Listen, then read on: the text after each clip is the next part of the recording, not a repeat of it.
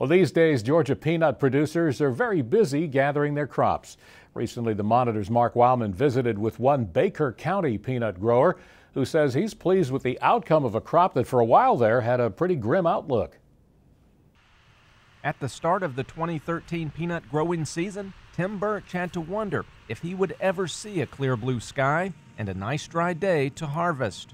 This farm, like many around the peanut growing areas, were hit hard with heavy rain that seemed like they would never stop. We had been quite concerned of how it would adversely impact the crop, but the peanuts seem to have survived it well. All of mine that have drained well have had no bad effects from the rain. We've got a good crop. One upside to a lot of rain is that the irrigation pivots did not have to run as much, and that saves farmers on the cost of growing the crop. I have got less inputs in my peanut crop. As it turned out on my cotton crop, I probably was offset with the savings from lack of having to irrigate, having to add more fertilizer, but on peanuts we didn't. So the bottom line should be a little better this year on my peanut crop because I don't have hardly any irrigation bills on it. I had to irrigate this field to dig it, and I probably watered it one time in June. That's probably the only irrigation it's had this year. It takes a lot of good farming management practices to get a crop to harvest, but all in the industry can also give a tip of the hat to good research.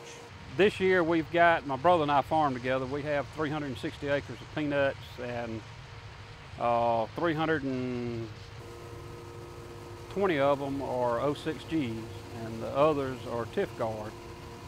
Tifgard has a place where you have high nematode problems or where any of my problem soils where I have more diseases, I still use that variety. And we harvested it yesterday and it did well where I placed it, better than the 06s would have, but 06 is our predominant variety. Mr. Birch is a Georgia Peanut Commission board member, and the Peanut Commission supports many peanut research projects. Our varieties are strong varieties that are disease resistant and are high yielders, and naturally we've got to keep looking forward to find that next variety. They always have played out after some time or something better has come along, so research is important. We can't just sit and depend on this variety to carry us 10 more years.